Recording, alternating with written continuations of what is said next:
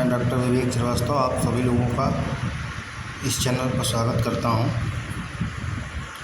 आप लोगों को बहुत ही महत्वपूर्ण टॉपिक पर स्टडी मटेरियल मुहैया कराऊंगा, वीडियो मुहैया कराऊंगा, जिससे कि आप लोग उसको देख करके पढ़ करके उससे आप लाभ उठा सकते हैं। क्योंकि आज के दौर में कंपटीशन इतना तगड़ा हो गया है कि कोई भी कंपटीशन क्रैक करने के लिए एक नंबर के लिए आप लोगों को जूझना पड़ता है। एक नंबर से मेरिट जो है ऊपर नीचे होती है। क्योंकि मैं खुद 17 मेंस और 4 इंटरव्यू देने के बाद मैं यहाँ पर हूँ, तो आप लोग समझ सकते हैं कि कंपटीशन कितना तगड़ा है।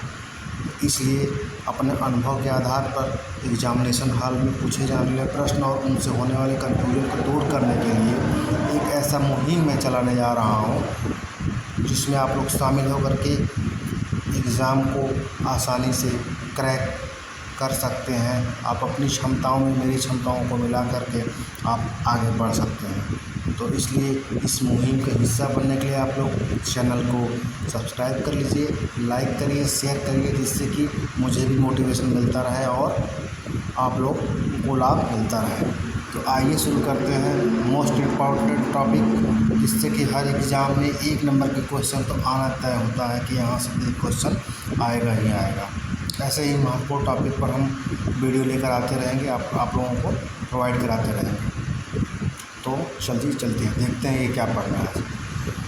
आज हम चर्चा करेंगे भारतीय संविधान के स्रोत, यानी कि भारत के संविधान को बनाने के लिए भारतीय विद्वानों ने, संविधान सभा के सदस्यों ने किन किन स्रोतों को पढ़ा और वहाँ के महत्वपूर्ण बिंदुओं को, तथ्यों को अपने संविधान में शामिल किया, अर्थात भारत के संविधान में शामिल किया। तो सबसे पहले महत्वपूर्ण प्रश्न देखते हैं कि किस तरीके से आते हैं। तो पूछा जाता है कि हम भारत के लोग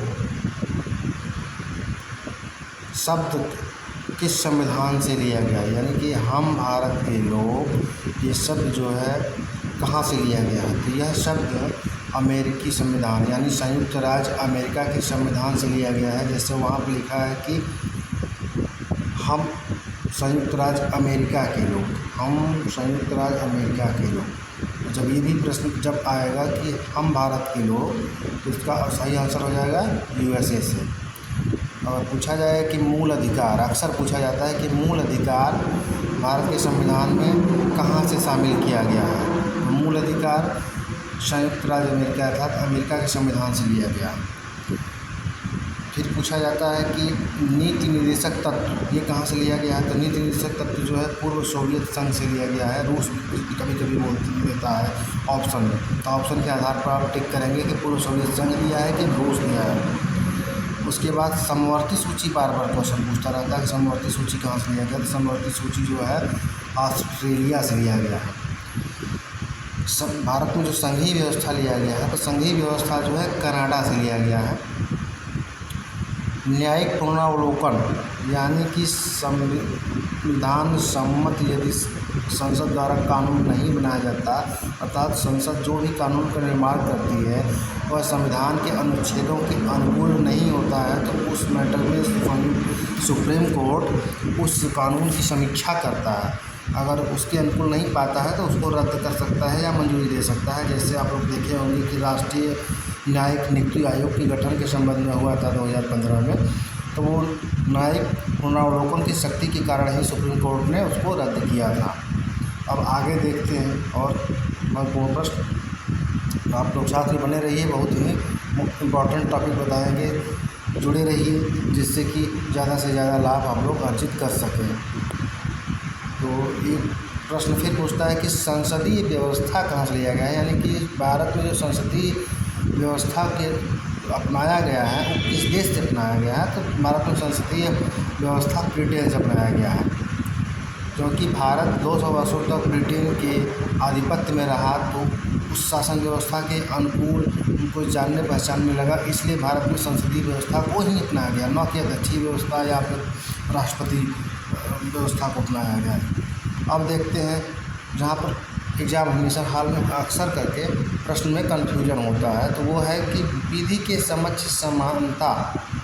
अब विधि का शासन और कानून का समान संरक्षण, ये तीनों प्रश्न जो है जब देता है तो लगता है कि एक जैसा है, लेकिन तीनों का अर्थ अलग है, जो कि हम अगले वीडियो में बताएंगे कि इनके तीनों का अर्थ क्या है।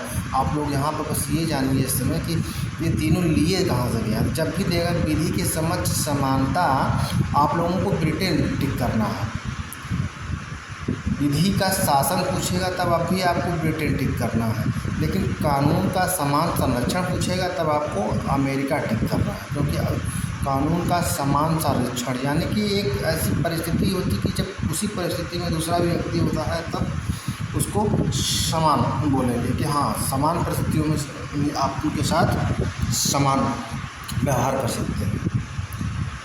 इसी तरीके से पूछा जाता है कि सर्वोच्च न्यायालय के न्यायाधीश को जो हटाने की प्रक्रिया है, बहुत महत्वपूर्ण क्वेश्चन है सब कि सर्वोच्च न्यायालय के न्यायाधीश को भारत में कैसे हटाया जाता है। तो एक प्रक्रिया है, महाभियोग की प्रक्रिया है, जो कि ये ब्रिटेन के संविधान में उल्लेखित किया गया है, उसके आधार पर हटाया जाता है। ठीक है, बहुत महत्वपूर्ण प्रश्न है। इसके बाद एक प्रश्न है कि सातवीं अनुसूची जो दिया है उसमें क्या क्या है।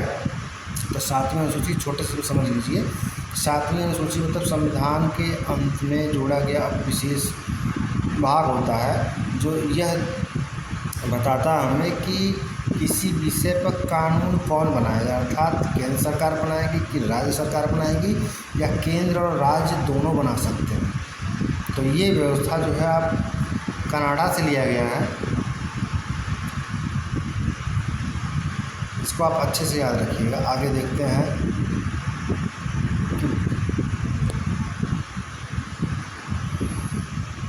संसदीय प्रणाली पर निर्वाचित एक राष्ट्रपति, यानी संसदीय प्रणाली का प्रधान तो प्रधानमंत्री होता है, लेकिन उसके ऊपर भी एक पद बनाया गया है, राष्ट्रपति का पद। तो इस व्यवस्था को संविधान में हमारे आयरलैंड से लिया गया है, ये आयरलैंड से लिया गया है। और राष्ट्रपति जो है मंत्रिपरिषद की सलाह पर कार्य करता है, यानी कि राष्ट्रपति जो भी कार्य करता है वो मंत्रिपरिषद की सलाह पर करता है। कुछ विषयों को छोड़ करके वो हम बाद में चर्चा करेंगे कि वो कौन से विषय हैं। जैसे कि राष्ट्रपति के कुछ विवेकाधीन अधिकार दिए रहते हैं, उस पर वो करते हैं कि स्वतंत्र रूप से निर्णय लेते हैं, लेकिन बाकी जगह पर एक तरीके से वो बाध्य रहते हैं कि मंत्रिपरिषद जो उनको सुझाव देगा उसी के अकॉर्डिंग करेंगे, वो अपने मन से कुछ नहीं करेंगे, अपने मन से वही करेंगे जो विवेकाधिकार शक्तियाँ दिया है, यानी कि विवेकाधीन शक्ति उनकी जो है उसको करेंगे। ये भी व्यवस्था आयरलैंड से लिया गया है। अब एक महत्वपूर्ण प्रश्न अक्सर करके पूछा जाता है कि केंद्र राज्य संबंध, यानी केंद्र का राज्य के साथ किस प्रकार से प्रशासकीय संबंध होगा, वित्तीय संबंध होगा।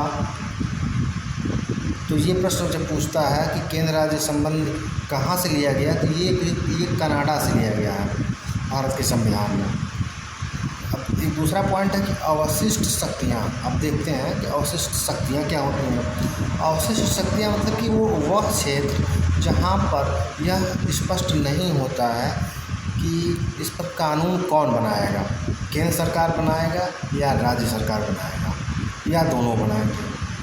जो संवर्धित सूची की बात हो रही थी, तो इन सूचियों से हट करके कुछ विषय हैं जिस पर निश्चित नहीं किया गया है कि कौन कानून बनाएगा, उसको बोलते हैं अवशिष्ट शक्तियाँ। इन अवशिष्ट शक्तियों पर कानून बनाने का जो अधिकार है वो केंद्र को दिया गया है, इसलिए बोलते हैं कि अवशिष्ट शक्तियाँ किसके पास है, तो केंद्र के पास है। ये भी कनाडा से लिया गया है।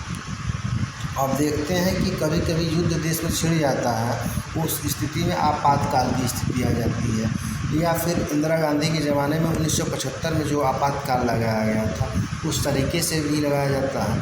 तो आपात उपबंध यानी देश को किसी आक्रमण से बचाने के लिए या वित्तीय संकट से निकालने के लिए या फिर राज्यों को जो संवैधानिक संकट से निकालने के लिए आपात उपबंध किया गया है।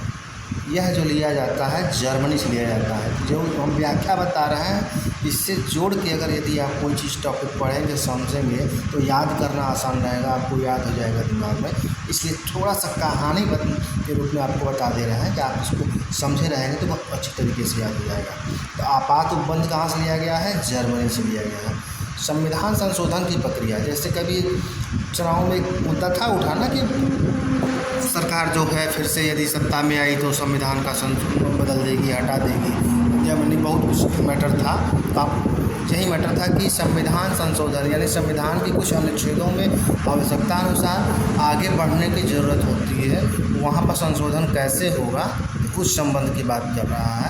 ये 3 प्रकार से होता है, साधारण बहुमत से और विशेष बहुमत से। तो इसको हम बाद में आप लोगों को स्पष्ट करेंगे, क्योंकि ज़्यादा बताएंगे तो वीडियो लंबा हो जाएगा। अब ये लिया कहाँ से गया है, तो दक्षिण अफ्रीका से लिया गया है ये बात कि संविधान संशोधन भारत के संविधान में कैसे किया जाएगा। तो सबसे अच्छी व्यवस्था थी कि दक्षिण अफ्रीका में थी, यानी कि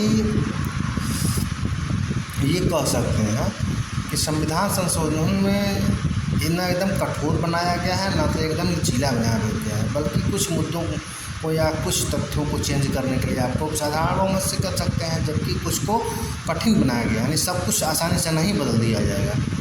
तो ऐसी बात है। अब देखते हैं कि राज्यपाल द्वारा राष्ट्रपति के विचार, यानी राज्यपाल जो है राष्ट्रपति के लिए कुछ अधिनियमों को रोक लेता है कि उस पर अनुमति नहीं देता है, तो वो अनुच्छेद 201 में है।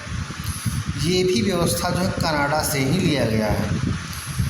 अब दूसरा देखिए कि राष्ट्रपति द्वारा राज्यपाल की नियुक्ति, यानी भारत में राज्यपाल की नियुक्ति कौन करता है। पहला प्रश्न तो ये है, आप लोग को एक क्वेश्चन ये भी तैयार हो जाएगा कि राज्यपाल की नियुक्ति कौन करता है, तो राष्ट्रपति। और दूसरा प्रश्न ये होता है कि राज्यपाल का राष्ट्रपति के प्रसाद पर्यंत पद धारण करना, यानी कि राष्ट्रपति की जब तक चाहेगा तभी तक राज्यपाल उस राज्य के लिए राज्यपाल बना रह सकता है, यानी उस पद पर बना रह सकता है। राष्ट्रपति के चाहने का मतलब होता है कि मंत्रिपरिषद, एक तरीके से मान लीजिए, तो मंत्रिपरिषद जब तक चाहेगी तब तक राज्यपाल उस राज्य का राज्यपाल बना रहेगा, नहीं तो हट जाएगा। तो उसको प्रसाद पर्यंत मतलब इच्छा, राष्ट्रपति की इच्छा अनुसार वो तब तक पद पर बना रहेगा। इसका कार्यकाल कोई निश्चित नहीं होता। यदि ऑप्शन में देता है कि राष्ट्रपति के प्रसाद पर्यंत पद धारण करता है तो वो ऑप्शन होगा, अगर वो नहीं दिया है तब 5 साल लगाइएगा, ये नहीं कि पहले लगा के बैठ जाइएगा। कभी कभी ऑप्शन में देता है तो आप लोग गलती कर बैठते हैं, तो ये नहीं करना आप लोग को। पहले ऑप्शन ध्यान से पढ़िए। अगर कनाडा दिया है तो वो तो अलग का बात है, लेकिन कहाँ से लिया गया है। लेकिन जब ये पूछेगा कि राज्यपाल का कार्यकाल कितना होता है, यानी कितने दिनों के लिए राज्यपाल नियुक्त होता है, तो वहाँ पर आप देखिएगा कि राष्ट्रपति के प्रसाद पर्यंत ऑप्शन दिया है कि नहीं दिया। अगर नहीं दिया रहेगा तब आप लगाइएगा कि वो 5 साल तक रह सकता है। अब देखते हैं एक प्रश्न और बहुत महत्वपूर्ण है जो अक्सर पूछा जाता है। ये है कि राज्य के विधानमंडलों द्वारा, यानी जब प्रश्न को कठिन करना होता है तो जो थोड़े से फेमस प्रश्न नहीं होते उनको उठाने लगता है वो। आप उसको पढ़ते नहीं क्योंकि वहाँ मन नहीं लगता है पढ़ने का, और जो मन नहीं लगेगा पढ़ने के लिए समझ लीजिए क्वेश्चन वहीं से बनेंगे, ये तो कन्फर्म है। आप लोग भी देखिएगा कि आप लोगों का जहाँ भी मन नहीं लगता है पढ़ने में, जो टॉपिक पढ़ने में मन नहीं लगता, क्वेश्चन अक्सर करके वहीं से पूछ देते हैं। तो उसको अच्छे से पढ़िए, क्योंकि तैयारी आपकी संपूर्ण रहेगा तभी कंपटीशन कर पाएंगे। तो ध्यान से देखिए कि राज्य विधानमंडल हो, यानी राज्य के विधानमंडल द्वारा जो होता है, राज्यसभा में सदस्यों का निर्वाचन होता है ना, यानी विधानसभा के सदस्यों द्वारा राज्यसभा के सदस्यों का चुनाव किया जाता है ना, तो कितना होता है, 1/3 भाग होता है ना। तो उसको आप लोग ध्यान से रखिएगा, वो बाद में समझाएंगे आप लोग। ये देखिए कि लिया कहाँ से गया, ये लिया गया है आयरलैंड से, ठीक है।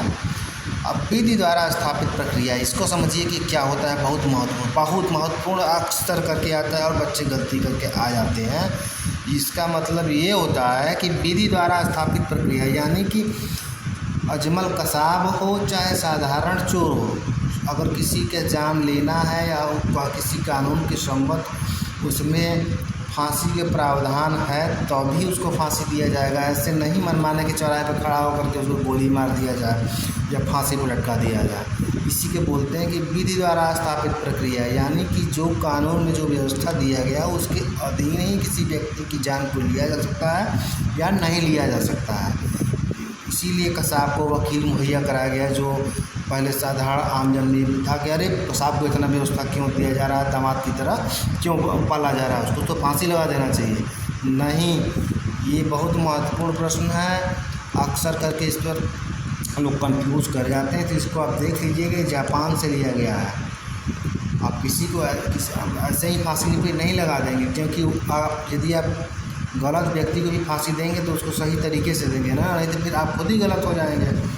अब देखिए, एक महत्वपूर्ण प्रश्न अक्सर करके पूछा जाता है कि राज्यसभा में 12 सदस्यों का जो मनोनयन होता है वो किस देश से लिया गया है। तो ये लिया गया है आपका आयरलैंड से लिया गया है। इसको आप बहुत अच्छी तरीके से देखिए कि आयरलैंड से लिया गया है, ठीक है। अब देखिए कि इसी में क्वेश्चन बनाएगा, ऑप्शन में देगा और आप लोग फंस जाएंगे, गलती करके आएंगे तो कहेंगे कि हाँ गलत हो गया हमारा।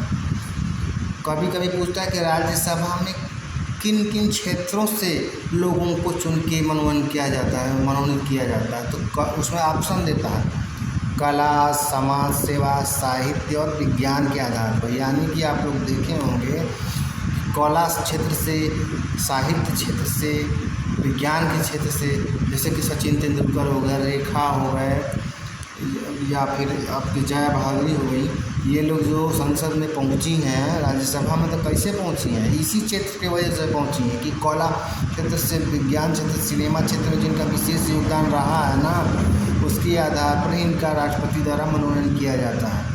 यानी इतने महत्वपूर्ण प्रश्नों को आज हमने चर्चा की। आप लोग इसको अच्छे से देख के समझ लीजिए, याद कर लीजिए, क्योंकि अक्सर प्रश्न आते हैं यहाँ से। एक क्वेश्चन तो निश्चित होता है आना कि यहाँ से तो आएगा ही आएगा। तो इस प्रकार आप लोग तैयार कर लेंगे तो एक क्वेश्चन सही हो जाएगा। आगे आने वाले वीडियो में हम और अच्छे तरीके से आप लोगों को वीडियो देने का प्रयास करेंगे, जिससे कि अधिक से अधिक लाभ हो। इसलिए भी आप लोग इस चैनल को सब्सक्राइब कर लीजिए, लाइक कर लीजिए, शेयर कर लीजिए अपने दोस्तों, मित्रों, यारों में अगर बताना चाहते हैं तो।